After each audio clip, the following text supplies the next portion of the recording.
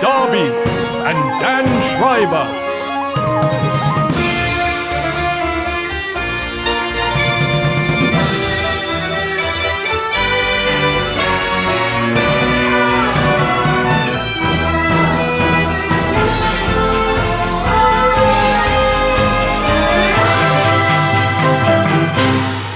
Just when you thought life was on the brink of tipping over into the electronic AI nightmare that fools can only imagine, which extinguishes humanity in all its heart-beating normality. Out of the heavens, three lights of pure guilt-free shilliness appear like stars being pulled in by a starving energy beast called hope. That's right. We are back. And when I say we, I mean the Cryptid Factor team. Brought to you by the exclusively free Rodney's Exterior Wi-Fi. I'm Old Bond. We're back! We're back! Yeah! Can you just talk us through that? Hey, that was Old Bond. He's been wanting to get on the show. He hasn't been on for so long. I think the last time he was on might have been Dan's first episode, actually. Wow. Old Bond. Yeah. Welcome back, Old Bond. We've missed you. We've missed you, Old Bond. I mean, it's been a while. What have you been up to? Well, I died, but I've since come back because That's good. It's better, yeah. It's better for money when you come back. You get more money. A comeback, nothing's better than a comeback. Don't we know it? We've come back a few times. Financially. And now that you're back, what's your plans? How are you going to spend all your money? Well, I mean, this is the first time I've been back. How much is this costing us? I haven't told him how much he's getting for this appearance. You need a new agent, mate. They booked you the wrong gig. What do you mean? How much? Well, you said I was going to get a lot. Yes, well, depending on how you did with that, wasn't too bad, that intro piece there. But we'll just have to see how we go throughout the episode if you're going to do any other funny bits, all right? Yeah, sure. I'll promise I'll wait my turn and come in when it's applicable. Good. And you might want to start thinking about your voice because it's weird. Your accent's slipping. Yes. It's been a while. You've let it slip whilst you've been dead. Yeah. Yeah. You're supposed to be Scottish. No. I know. Oh, God. Sorry, guys. No, hey, welcome How long back. has it been since we lost Connery? Does anyone know off the top of their head? Have we hit a year? Well, actual Connery? Yeah, actual Connery. Oh, God, at least 10 years. No, he died only like a year. Maybe his career died 10 years ago.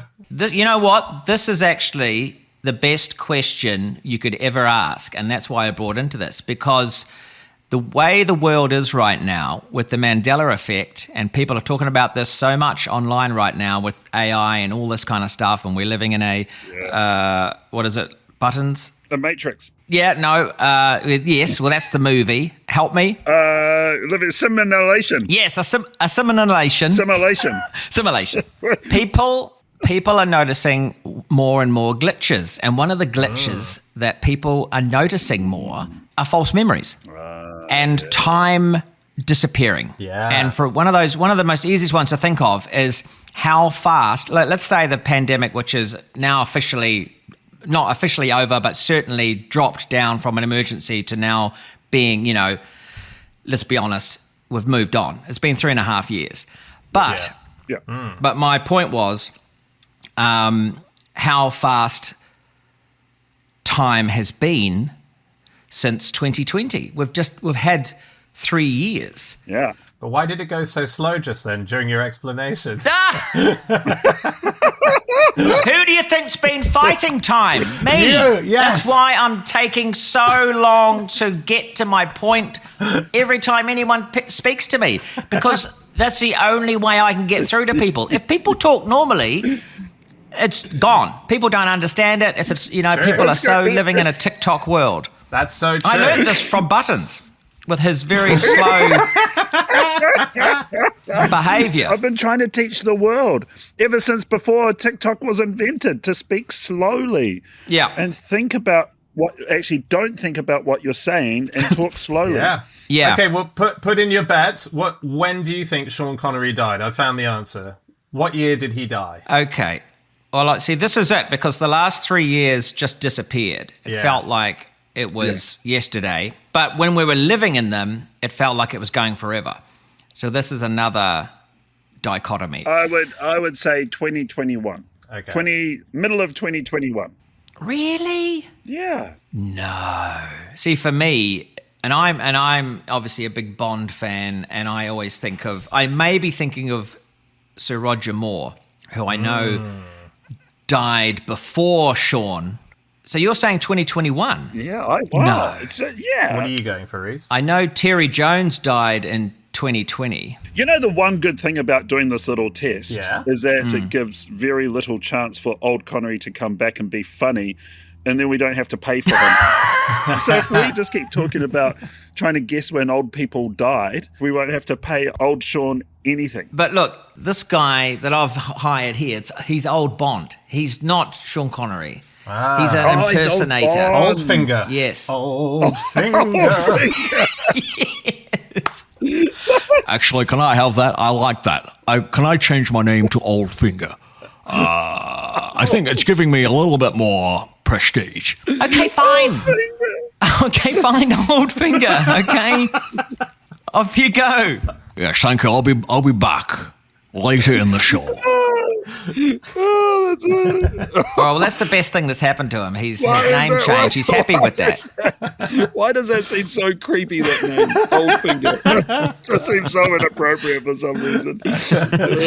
You think of the Santa statue on top of the farmers at Christmas. The farmers voting, Old Finger. He's an old man beckoning you into his van. He has a plan. We have to change track. Quick, get rid of Old Finger. Move him on, please. Rhys, you got to log in a year. What's your year? Oh, okay. When did Connery go? I'm going to log in 2018. 2018. Oh, okay. That far back. All right, here are the answers. Oh, what prize do we get? Shribes? Well, we can start a prize system, I guess. We can ask for... How about, I've got an idea, we win Barry Humphrey's jacket. No, it's not even in the show. That was before the show. And the runner-up gets the pants. All right, Roger Moore died 2017. So he died a while ago. That's who I'm thinking of. Sean Connery died Halloween 2020. Oh, wow. All right. That's it then, because it's right. It was the first year of the pandemic. Yeah. That year is just in everyone's mind. Just was like I call that year the sinkhole. We all kind of fell into it. Yeah, and we have no idea what happened. We were just in lockdown. We were just, dispersed to different parts of the world. We were in this state of flux where we thought we were all going to die. It was panic. And so time really stood still. So anyone that died at that point, a celebrity, you'd be going, oh, yeah, that's great. And it would just go out of your mind almost immediately because you realise you're going to go and buy some toilet paper and figure out where your loved ones are. Yeah. But I'd love to know if anybody actually ever ran out of toilet paper, or whether or not that was a massive have by the toilet paper industry to go, there's our chance, guys. Let's create serious demand. I do remember there was a point where it was hard getting toilet paper in London. Oh, really? Oh, yeah. And I found one of those giant multi-packs, the ones that are almost like a wall. I walked home with it in my arms through our local area. And I remember people looking at me with that sort of, that mentality of, we're going to kill him for this. You really need all of that? You greedy bastard. They better be going to an old people's home.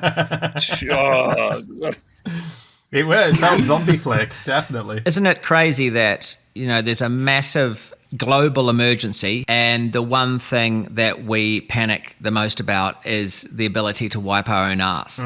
It's so weird. Worst came to worst, you could go outside and get the garden hose and hose yourself off. Yeah. I mean, it wouldn't be such a great thing for the neighbours to see that. But there are other options. Yeah. how did we end up here talking about toilet paper shortages in the pandemic? How does this work again? Yeah, I'm not sure. Weekly World Weird News. Crazy, it's freaky, watch out. Well, it's been a while since we've been on the air, so I have compiled some stories going right back to February. Wow. And, of course, none of them were used because we never actually got on the air till now. And, of course, sod's law, you get online, you look up what's the latest, and there's nothing there. So Well, it's still relevant. So I'm going back February's not that long ago, Yeah. was it? Sure. Yeah, that's okay. fine. Well, I'm actually not going that far back. I'm just saying I do have stories from that time. But I have a interesting headline here. Scientists engineer human cells to have the camouflage ability of squids. What? Ooh. Hang on, Yeah. what? Hang on. So read that headline again. Okay, I got to take that all in. Scientists engineer. Scientists engineer human cells to have the camouflage ability of squids. Oh my God. That's pretty good. Yeah. That's amazing. This is That's good. Imagine that. Oh, jeepers. Okay. I got a headline. Okay. Brand new cryptozoology museum opens, despite the fact that the only thing they own is a backpack. So Oh my God. A backpack. a backpack. Please tell me the backpack is Percy Fawcett's. Because then I'll go. That would be amazing. Yeah, that's true. That's true. If you've got one backpack, that Yeah. would be the one that would get you to Yeah. the museum. That's true. Oh my God. All right, Buttons. Okay, that's exciting. I'd go to that museum. Where is the museum? Well, He's padding. I can tell he's padding. It's that Oh, obvious. that's great. Where's that museum, mate? Just Where is your... off chance, bit more details there as I'm searching here. Backpack, you say? I actually... Never forget my first backpack, of course. I was 5 years old, ready to start school. Search. And anyway, my news, researchers have discovered that plants scream Oh, yes, I heard this. and Right. cry when stressed. yeah. It's terrifying. I've got a little video to play of it too. Okay, looking forward to those screaming plants. But in the meantime, an article from futurism.com, which caught my attention. Obviously, I'm into camouflage, being an ex-military man. What are you into? I'm into camouflage. It's kind of pastime, a little hobby. Do you want to see some of my camouflage? I've got a small collection here. Where? It's here. Where? No, really. The old camouflage jokes. Here they go. You don't think I've heard enough of those over the years? The distorted pattern material. I've got my camo gear on. Oh, where are you, mate? I can't see you. Yes. No shit, Sherlock. What about the guy that invented distorted pattern material? You think he hasn't heard that? I've made this new material that's going to hide the soldiers. Here it is. We're gonna put it on their clothing. I can't see it. Where is it? Who said that? I've got it on now. I'm wearing the new jacket. Where are you, mate? Oh, come on. Are you dead? Are you a ghost? No, wait, seriously, where are you? That would have been the first time. That's a time travel destination moment. Going to the first person to ever make a camouflage joke. That's got to be high on a list. Yeah. Now, I may be wrong. We'll have to do some fact checking, but I think it goes back to World War II. I think the Germans came up with the distorted pattern material for their paratroopers, and I think they did some alpine distorted. Yeah. But yeah, that joke must have definitely gone down. And it's great to see it's still living. Never forget. Yeah, exactly. A lot of these articles now, one of the best things about modern technology when reading articles is that they offer you the listen to this article, Oh, yeah. which is great for great people who can't be bothered reading. Human cells to have the camouflage ability of squids. Yeah. Cool. Squids and octopuses are some of the most mesmerizing creatures of our oceans, endowed with a unique ability to fluidly change the color and transparency. I'm already bored with your accent. I'm sorry. Wait, you can speed it up. We haven't got time to listen to this whole thing. Hang on. That's because squid skin cells can't be cultured in a lab, making them almost impossible to study. But now, some intrepid researchers have come up with a clever workaround, replicating squid's camouflage ability in human cells instead. We had this crazy idea to see whether we could capture some aspect of the ability of squid skin tissues to change transparency within human cell cultures, said Alon Gorodetsky, who presented his team's findings at a meeting of the American Chemical Society in a press release. Cell shading. The so-called tunable transparency of cephalopods functions through a combination of pigment-based coloration, which can change how much light is absorbed. So I think that kind of sums it up. Funnily enough, your eyes then looked very much like a chameleon's eyes. Well, that brings me to my other fascination with camouflage. My favorite lizard when I was a kid was always the chameleon. And their ability to, I just loved their ability to camouflage themselves into the surroundings. And that, obviously, squids can do that as well, octopus.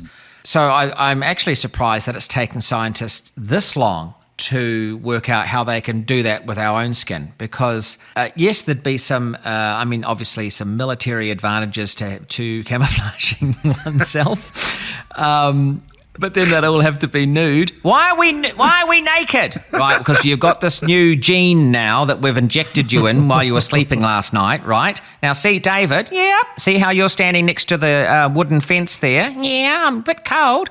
Right, I know. And I can tell, trust me. Look at yourself. Oh, my God, I'm like a brown fence. That's right. Now, see what you're next to? Oh, brown fence. That's it. So you are camouflaged the same as the fence. Now, Michelle, you're in that bed of flowers there. Have a look at yourself. Oh, God, I'm all flowery. Yes, that's right. So you're blending into those flowers. Oh, my God. Can I have some clothes? Yeah, in a minute. Now, Jack. Yeah?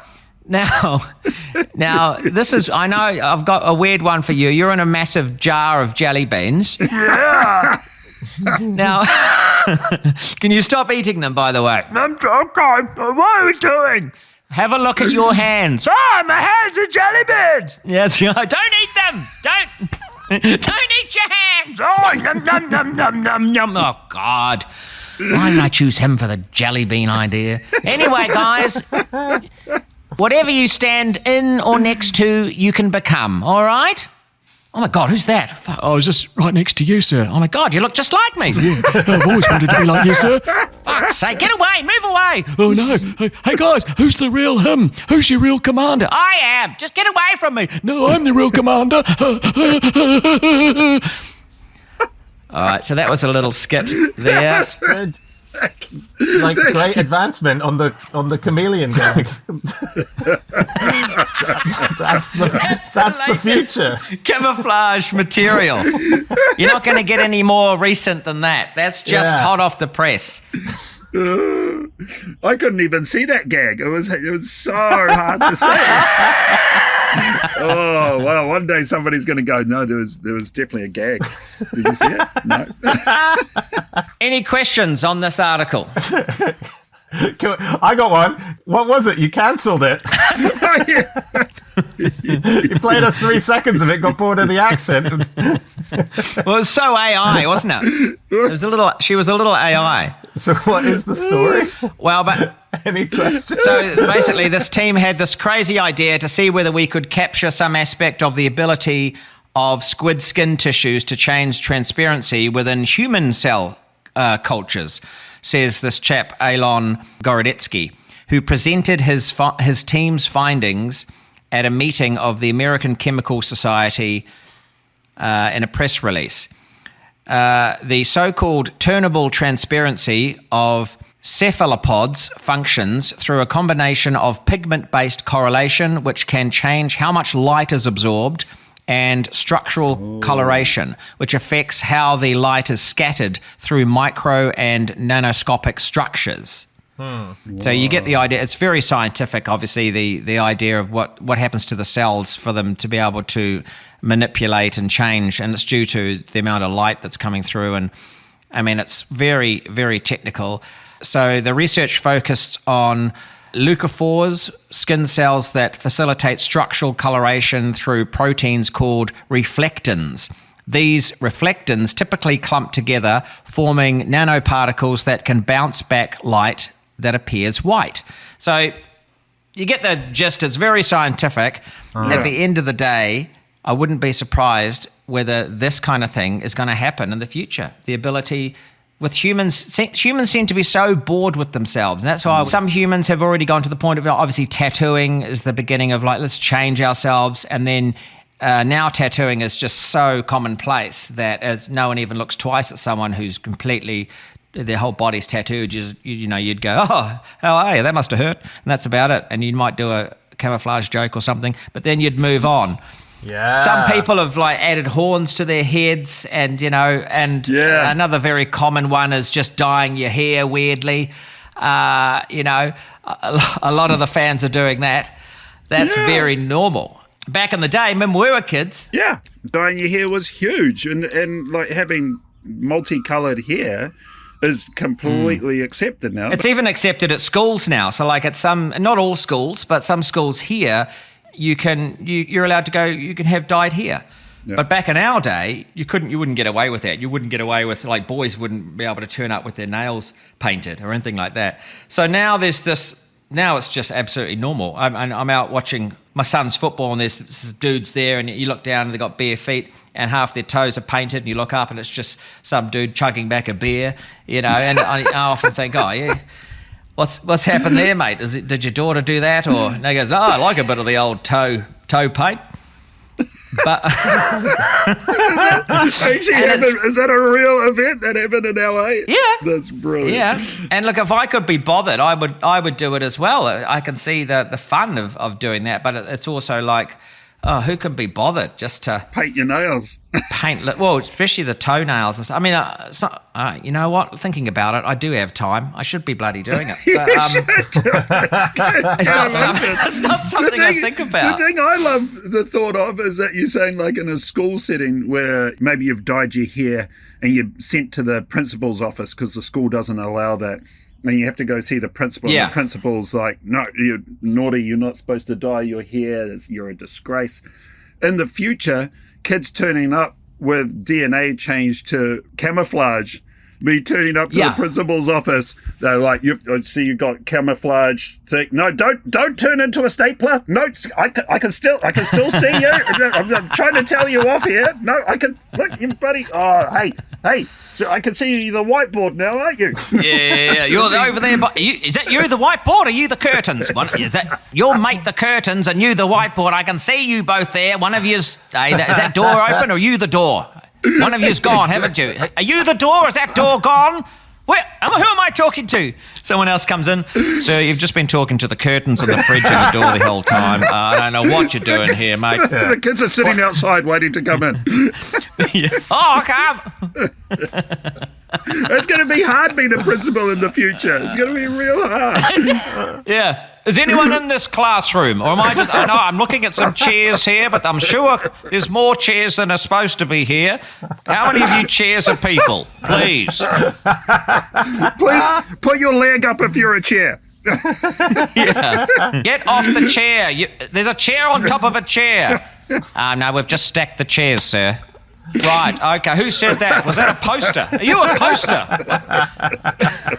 I don't want this future. So that's what's coming, guys. That's exciting. Yeah, exciting. I can't wait, because I'm bored with dyeing my hair. Well, you'll be able to dye your hair instantly. You'll be able to just go, what colour and shape do I want my hair? Boom, just like an octopus can do. Oh, by thinking about it. Oh, Yeah.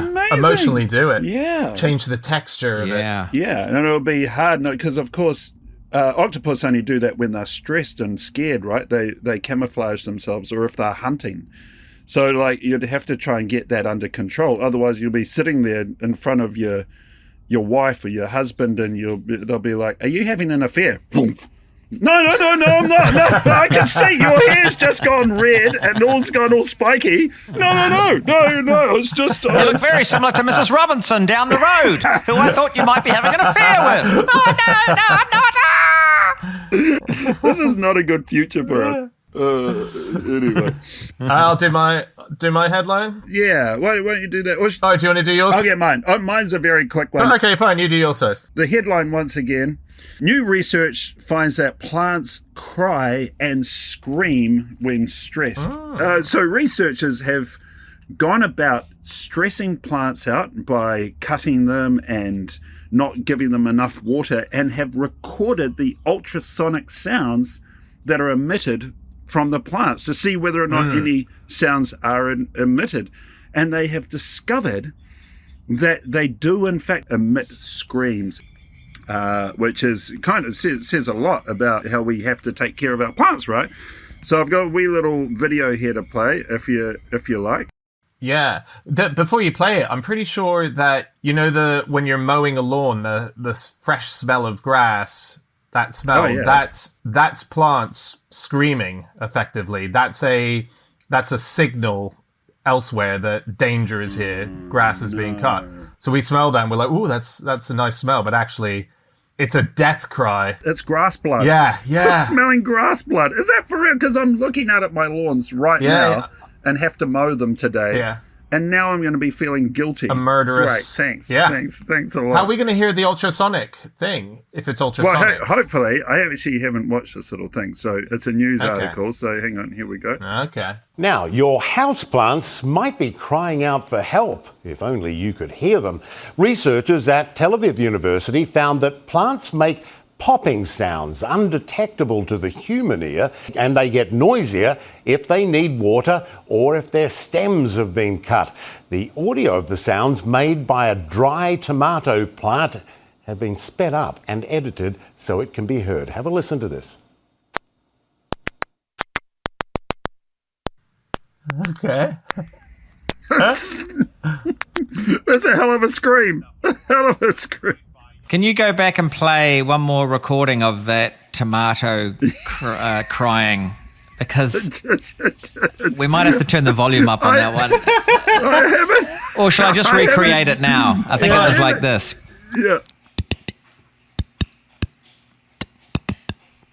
That was about it. Hey, Rhys, are you okay? You're screaming. Have you had enough water today, mate?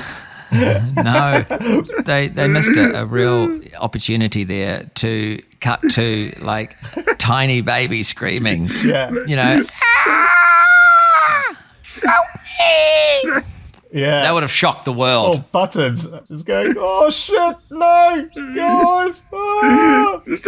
Give me some water. So what are they saying the screams are? They're saying the screams are signals to other plants warning of plants and warning, but also that they think that it may actually be able to be picked up by insects, for them to be able to maybe that at the moment they're only picking up on the scream signals, but there may be other ultrasonic signals of like, hey, I've got some pollen, you bees, do you want to come in here and have a feed on my pollen?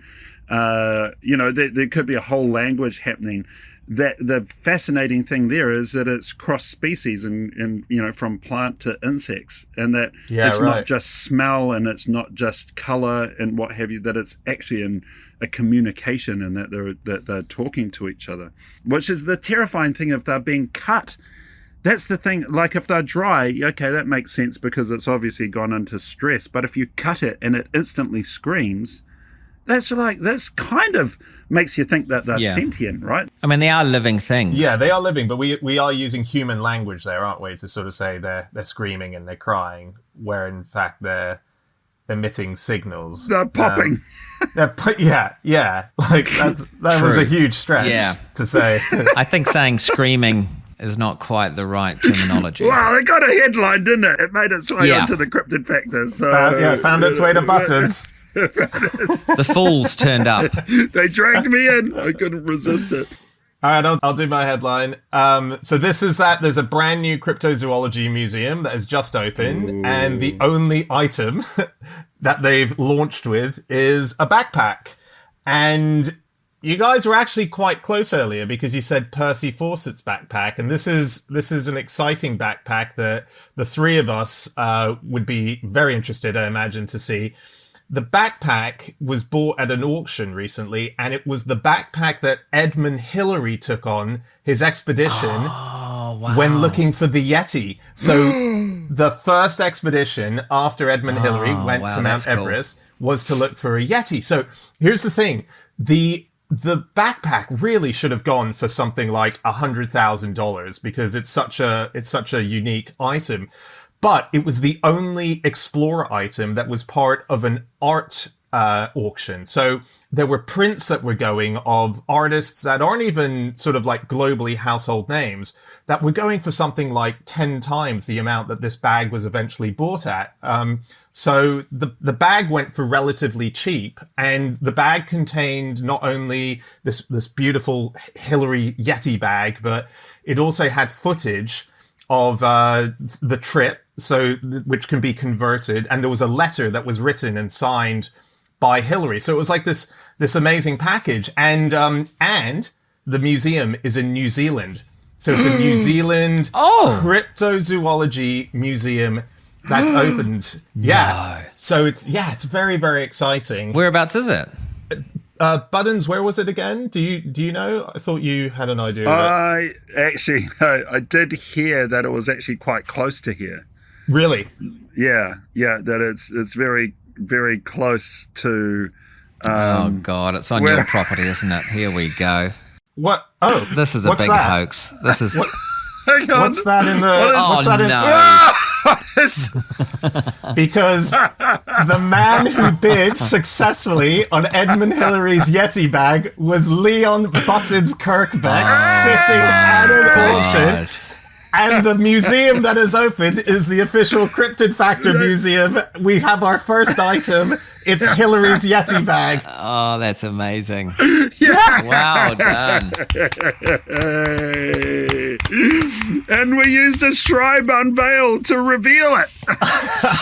That was awesome. You got me. It's been very hard to keep this secret from you. Oh my God, that is so cool. For those that don't know, we have a wonderful Patreon with our Cryptid Nights, who are part of our Patreon, and they pay us a little bit of money each week, and that little bit of money has amounted up enough for us to start our cryptozoology museum, and it got us this cruddy old pack. Wow. And look, here's in the pack. For those that can't see, I'm holding up now a letter from Sir Edmund Hillary. Oh my God. To the person who donated the pack, this guy called Sir Bob Harvey, and the letter is basically saying that he doesn't want to work with him anymore. What? This guy, Bob Harvey, used to make TV shows with him. And he basically is saying, I don't want to work with you anymore because it's too hard making these TV shows. So he donated this thing, but there's a signature saying, I mean, they're still friends. They remain very good friends, but it's basically a rejection letter, which is kind of hilarious. And it came with a photo of Sir Edmund Hillary and the backpack that he used, but also some 16mm film of them preparing for the expedition shot by a very famous New Zealand cinematographer called Roger Donaldson. That's not going to ruin it, is it? No. That's like, in movies when security service people take the film out and they do that and it's done. You haven't just fucked Hillary's footage. Oh no, it's all gone. Just ruined our first museum piece. Probably priceless. Oh, and there's a film here. Let me just pull this out. Oh, hello. It all seems to be black. It must have been shot at night time. Camouflage. So what happened, Rhys, is that I was at home just doing a bit of work on my computer, and I looked on Instagram, and it suddenly said Cryptid Factor is doing a live Instagram, and I thought, what is this? So I click onto it. Yeah.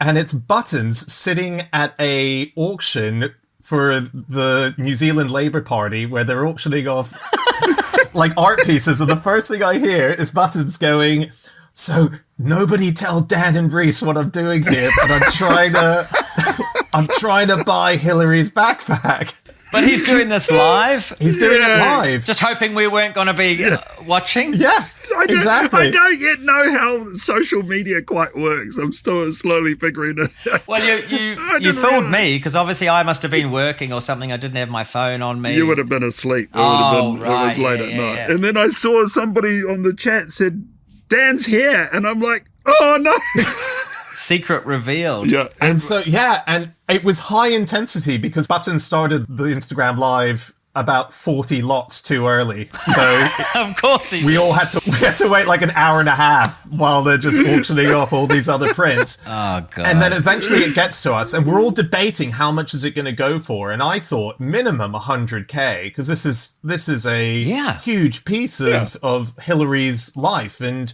iconic, right?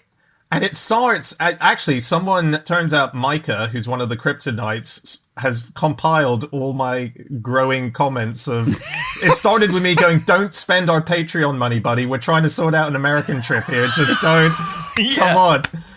And he didn't explain that it was, so to begin with, I'm sort of saying, don't do it. And then he explains that it's Hillary's Yeti backpack. So we start with me going, you can do this if I get to keep a strap from the bag or a zipper. And then he's saying I'm gonna have to spend it all. I'm going, yes, fuck it, spend all the dosh. And then we're all debating. Oh my God, how easily you folded. Yeah, so quickly. I bet it goes for 100K. That's me finding out, wait, is this the Yeti Expedition backpack? That's where it suddenly comes in. Spend all of our money, I then say. They can have one of my kids too if that swings it. Oh my God. And then, so what happens, Rhys, is Buttons is telling us that something like 5K is his top. It was something like that. And it opens the bidding at 50K. So we all think we're done. Cooked. Yeah. No one bids. Oh, really? So it goes down 45. No one bids. Goes to 30. This is me then entering 30. Fucking go for it. And he doesn't go for it. Goes to 20. 20. Buttons, fucking do it! And he's not doing it. And then finally someone else bids and we don't know that it's Buttons because Buttons' internet is going in and out. And then it kind of collapses on us. And then the next thing we hear is everyone applauding and Buttons waving to everyone. And he's won it. Oh my God. I can't believe this. This should have been filmed. Yeah. Where were the cameras? Where was Helena with some cameras filming this content? We've got the live stream up on Patreon. So I'm the last one to know about it. You're the last guy to know. Yeah. Oh my God. Yeah. This is unbelievable. I can't believe it. But what this means is the three of us own a third of Hillary's Yeti backpack. I mean, this is... Wow. We've been talking about getting his flag for years, but his backpack? The actual backpack. But also what I love about this is it's amazing for us. It's a priceless treasure, but it just goes to show how few people give a shit about our interests. The fact that no one bid on it. We think this is like absolutely priceless and like no one else cares. It's like, what? So some old good. backpack from wasn't even the one where he conquered Mount Everest. Who gives a shit? Yeah. We do, because it's the Yeti expedition. It's way more important to us. Yeah. Oh, that's so cool. And also I got to be involved in another Schreiber-reveal, which are, very amazing opportunities. It's They like don't only the happen second or often. third one that I've fallen for. Which has got to be your new spin-off show, the Schreiber Reveals. Exactly. But if you name a show that, then it's clearly that's what's going to be happening on it. And so people are just going to be all right.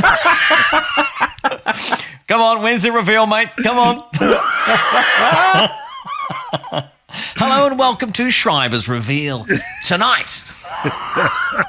It was honestly, though, it was one of the most thrilling. It was like watching Apollo 13 again, where you're like, come on, Buttons, bring it home, get us home. And you're hoping that by the time the backpack comes up, everyone's spent their money and it's just going to go to him. Yeah. And it's the only item where they go, okay, we're here for the final item. Before we get to it, let's have 3 speeches on the importance of this backpack. And like people came up and gave these talks of the importance. Yeah, so we thought, oh no, we're done. Yeah. The New Zealand Minister for the Environment, David Parker, he got up and did a little talk about the importance of it.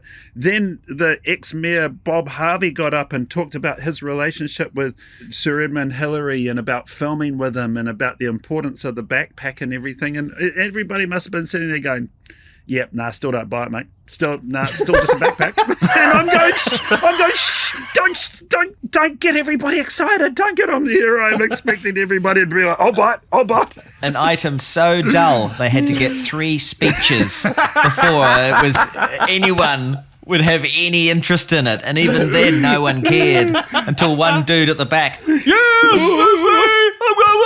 I'll pay top dollar. The funny thing is, it's because I was live streaming and talking to the camera. The room was filled with all of these, old dignitaries and all dressed up in suits and everything like that. And there I am talking to my camera as I bid. And the people are like, what a wanker.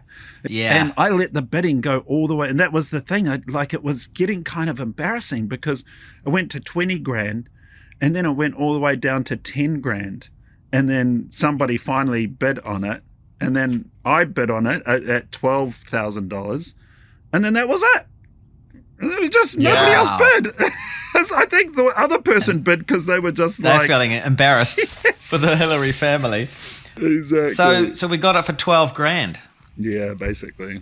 Yeah. So and now we have to start thinking about what's the next item. Imagine a museum with 2 items in it. It'd be amazing. Yeah. It's like doubling this is just our the beginning. collection. How are we going to display That's it, exciting. Buttons? Have you got a plan for where it's going? Well, I think it can be one of those traveling museums where it starts off at my place for a third of the year, and then we move it to Rhys's house, buy tickets to walk into Rhys's house and come maybe have a drink at the tiki bar on the way Maybe through. up by the goat shed. And then Schreiber. And then send it over to your place. We need Yeah. to you need to build a display case for it. Yes, Exactly. And with a plaque. Yeah. Let's see it again, Buttons. I haven't properly seen it since you got it. Here it is here. Just leaning up against Rodney's old pesticide shelf.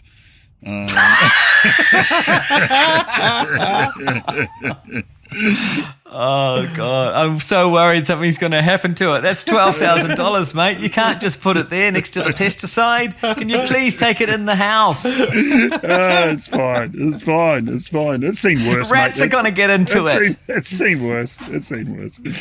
I just got to read a little part of the letter that we got with it as well. Oh, yeah. So this letter was sent from Sir Edmund Hillary from Kathmandu, from the Papula hospital. He was in hospital at some point in Kathmandu, and he writes to Bob, to the mayor.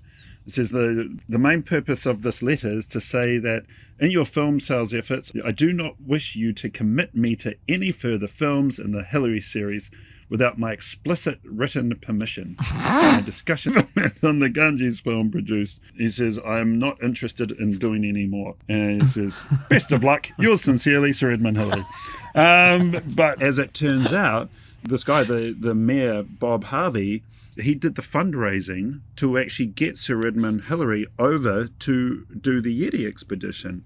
Right. And he talks about the fact that when he actually got there, the monks every 200 years bring the Yeti skull out and show off the Yeti skull. And it was coming up to this point, and Sir Edmund went over there and had the big ceremony and brought the skull out, and he said it quite clearly straight away. As soon as he saw it, he recognized it as a monkey skull with some yak fur glued to it. Really? And so he called up and said it's a massive disaster. But the interesting thing is they still made a documentary out of it.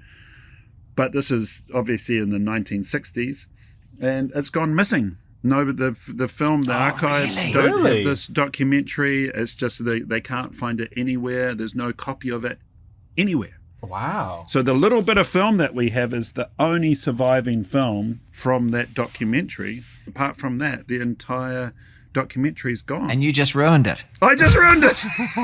I'm just wiping the pesticides off now. I'm pretty sure it should be fine. It'll be all right. So those listeners that don't know, obviously Sir Edmund Hillary conquered Mount Everest. He's a New Zealander. Sir Edmund was basically one of our greatest, if not the greatest, living embodiment of what it means to be a Kiwi, which is that determination and grit, that nothing is too hard to do, nothing is too challenging if you just put your mind to it and don't give up. And so he's a very important figure in our world. And in 1960, he did the return to the Himalayas, his beloved place there, to search for the Yeti. And so at that point, you got to think back to the 60s, even the 50s, and then into the 60s. This creature was very much sought after as something that would likely exist. And as time's gone by, it's now in the folklore as more myth than anything, because nothing was found. But at that point, it was a big deal, and it didn't. He came away with. He came back with a footprint, and which is that famous photo where he's got the pickaxe next to it, and also the hair sample, which I think, as you say, turned out to be a goat or something.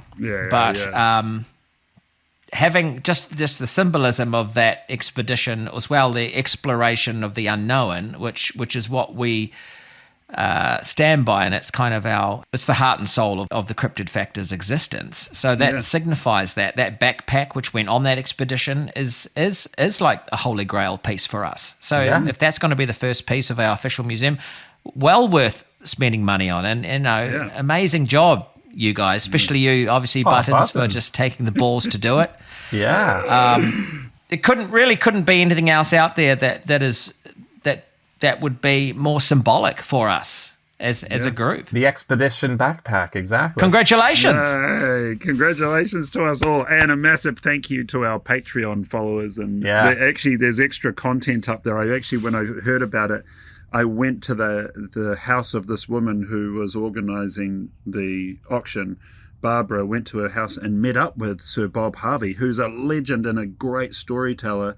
And I interviewed him about the backpack and got a whole thing. So that's up on the Patreon account now as well for people to watch, to hear the stories. But he obviously does a much better job than mine. But I agree, it's the one expedition that I sort of look to as, because you think about the fact that the mindset for him to go, nobody can climb that mountain, I'm going to go and prove them wrong. It's the same thing. He goes, people don't believe that this Yeti's there. He saw footprints when he was climbing Everest the first time, and that were unexplainable. So it's like, people don't believe this exists, I'm going to go and prove them wrong. It's such a great attitude to be, and sure, he didn't prove it on that one trip, but it's one trip, and the Yeti skull might not have been what it was, purported to be.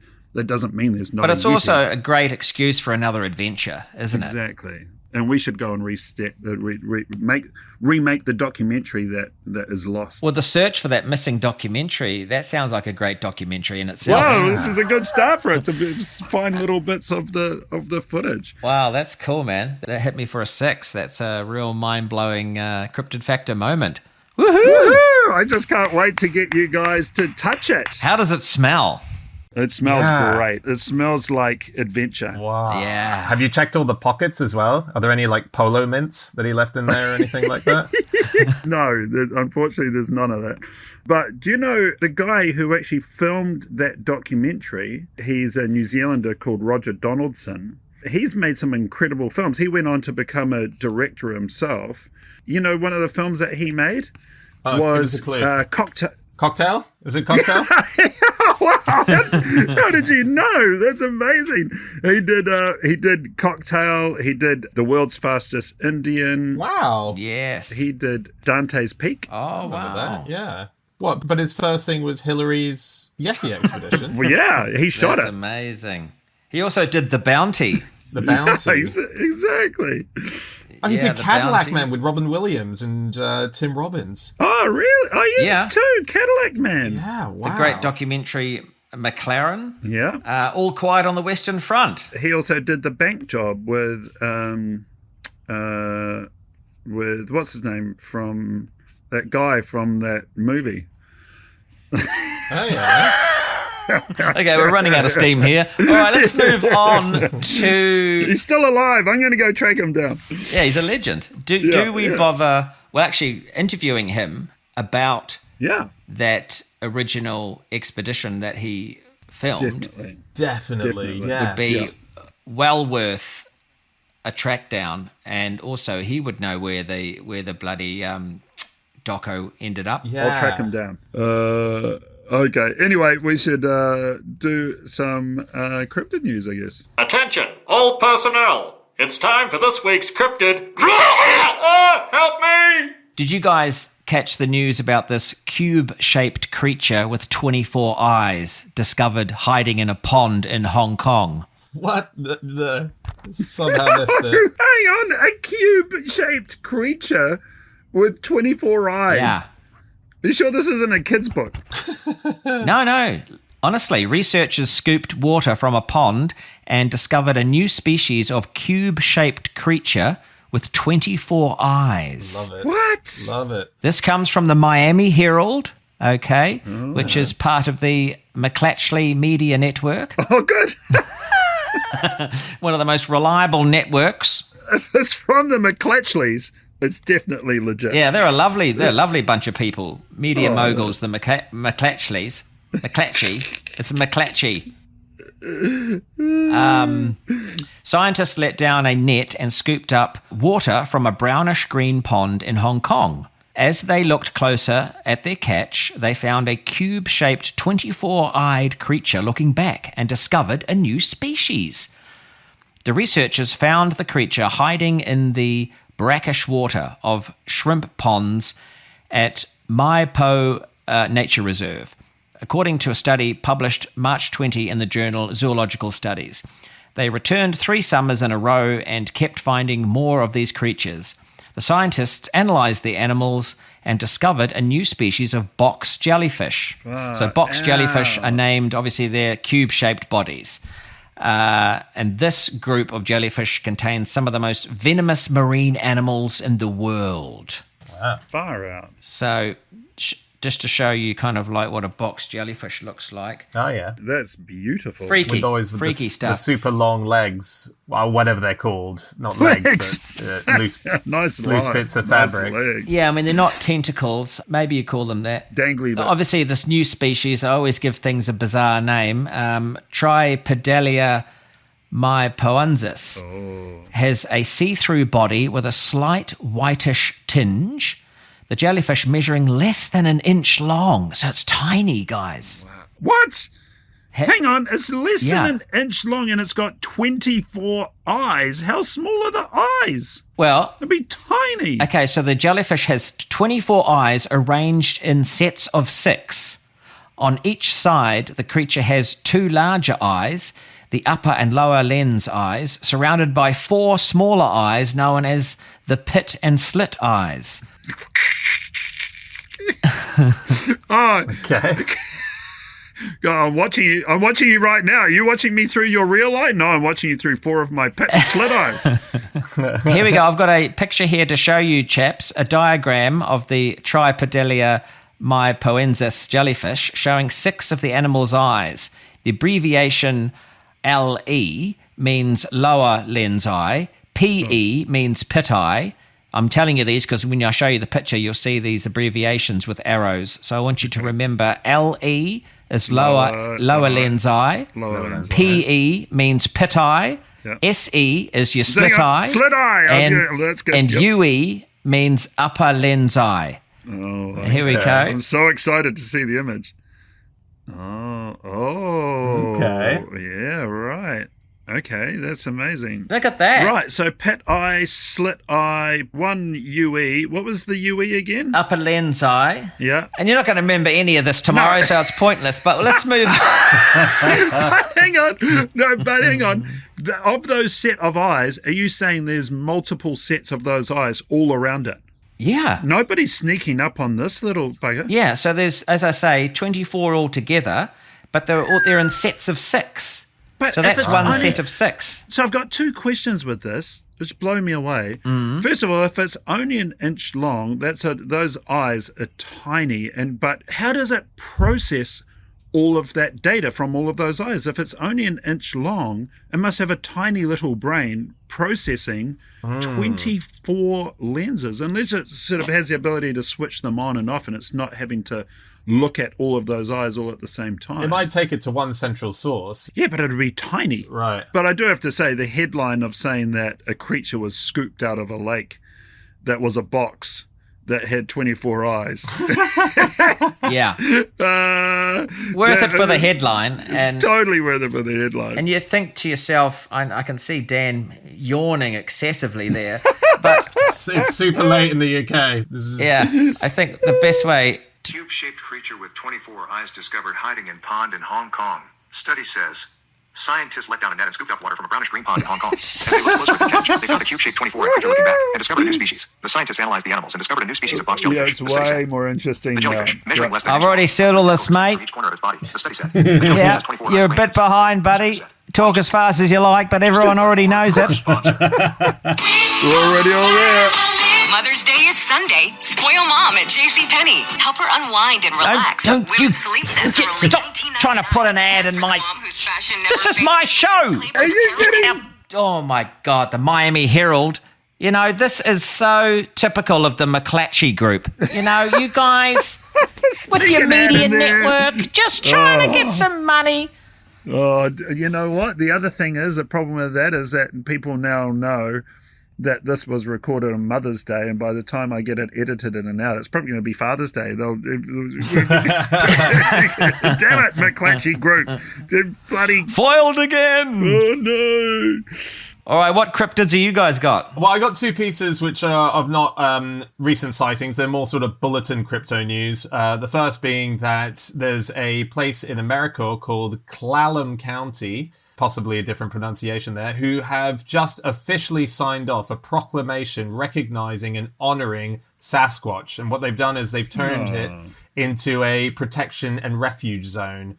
So officially, Bigfoot and Sasquatch and any other giant hairy ape in the area is officially protected by the county. Oh, that's good. So that's a safe haven for any Sasquatch listening to this show. You are safe if you head that way.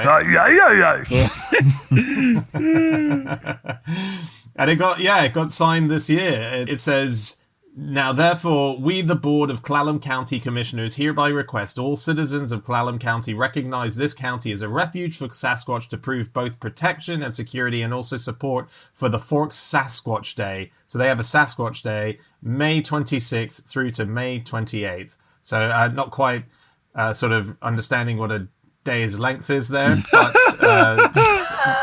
that's fine. And then just a little historical animal that's been discovered.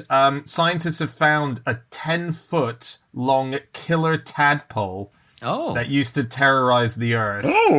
This was before dinosaurs were about 10 foot long. 10-foot long tadpole. It's a 330 million year old crocodile-like tadpole. That's quite scary. Crocodile-like tadpole. I know, there's a lot of mixed use of words here, isn't there? Or is it a tadpole-like crocodile?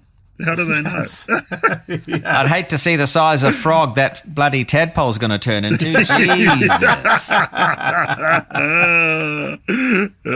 So true. Can you imagine it?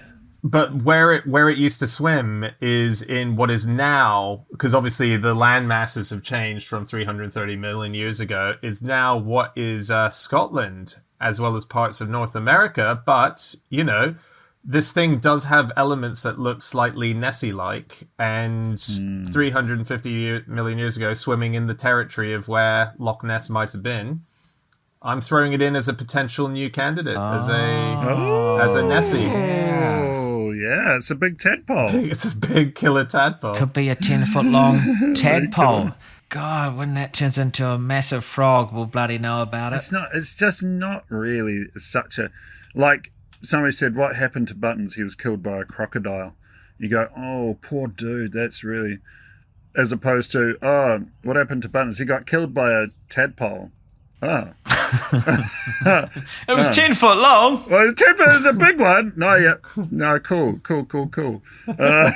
It's not a way to go, is it? No, being killed by something that's only just started its life cycle. It's not even halfway through being the thing it's going to be yet. It didn't even have legs. It's literally just come out of the egg and eaten you. Yeah, exactly. How was he killed? He was killed by a lion. Oh, that's good. Well, it was actually the fetus of a lion. Someone threw the fetus of a lion at him. Yeah, so that's just my new theory. That's a great new theory. I like that. I mean, I also think it's fun, the idea that, or interesting, that prehistoric animals were so huge, and then over time, with evolution, things have just got smaller and smaller. Oh, yeah. That's great. But we've actually got taller, haven't we? As a species, we've grown. So that doesn't translate. Because early humans were much smaller, right? Yeah. We should be getting Even smaller. people in the 60s are smaller, because you go to those thrift stores and nothing fits you. You think, God, am I huge?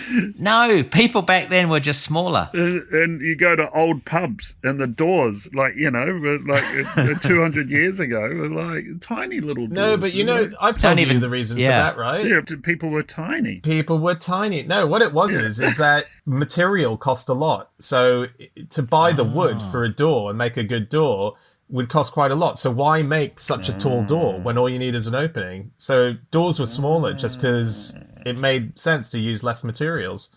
I think I've made that up. Pretty normal for people to bend down to go through doors back in the day. Exactly. Exercise too.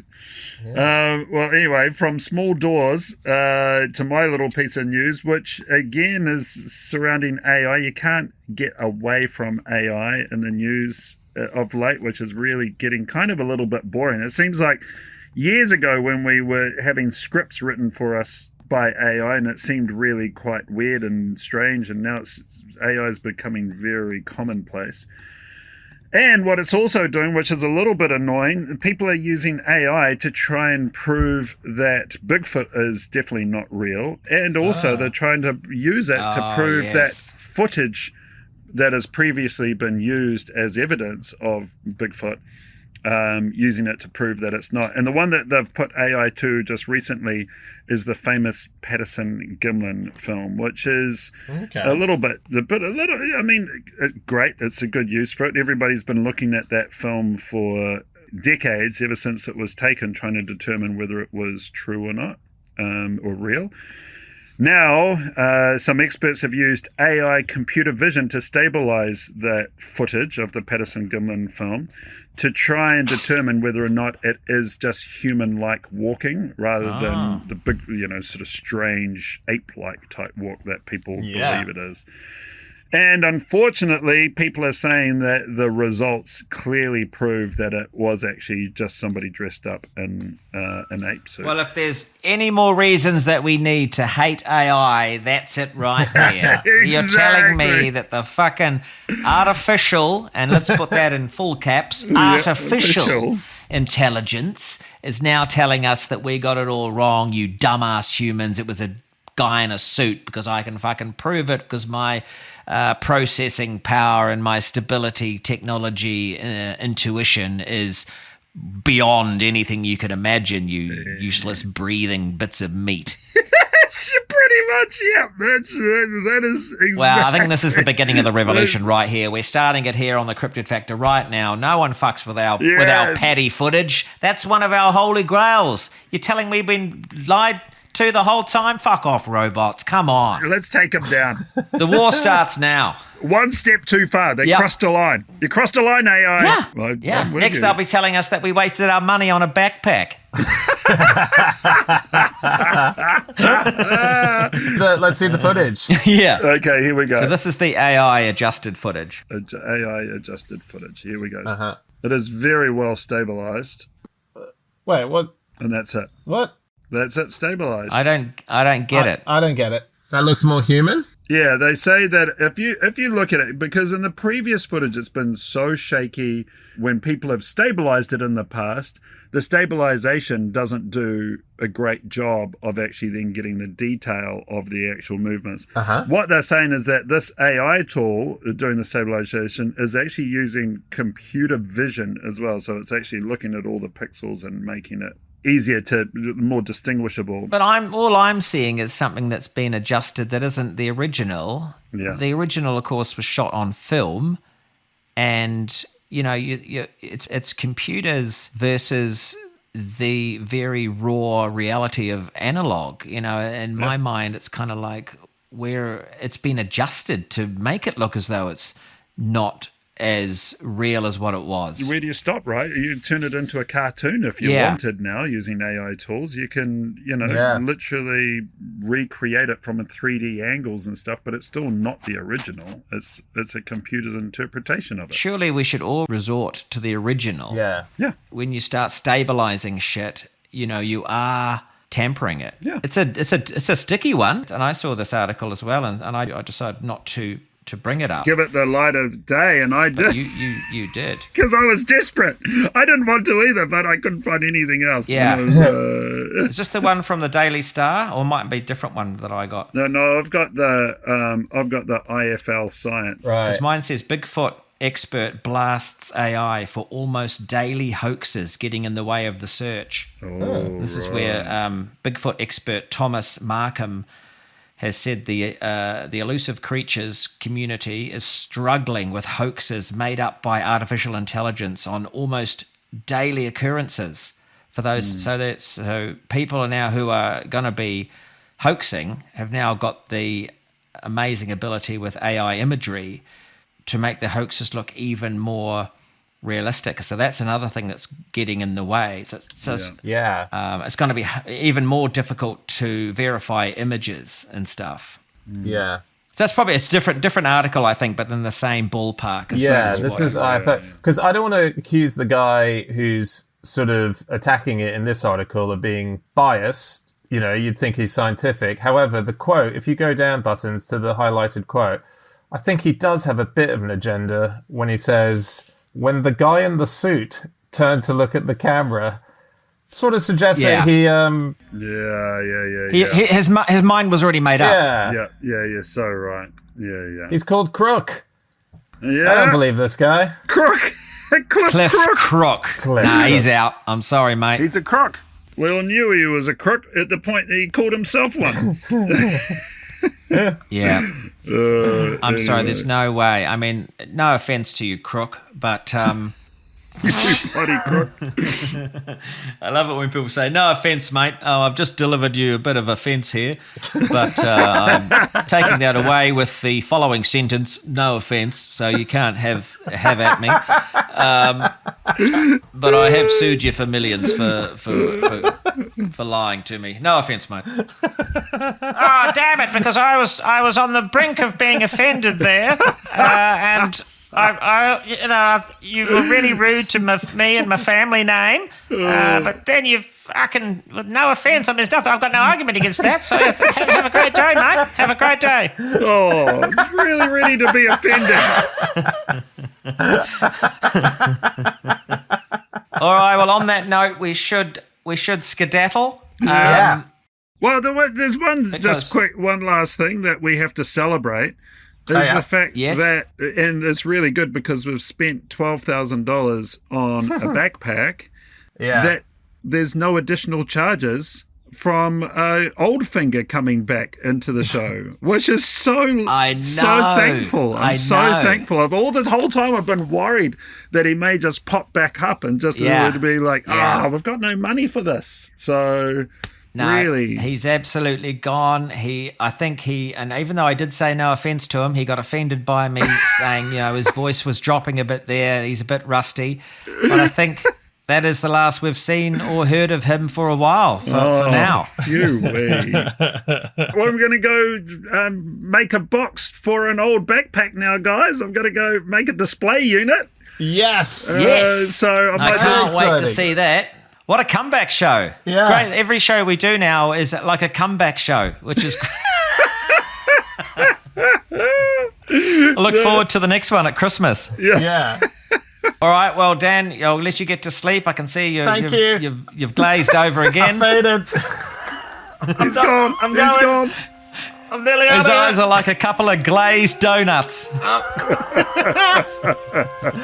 I'm holding on strong. Okay, guys. Okay. See you next time, bye. Bye. Okay, bye. Bye.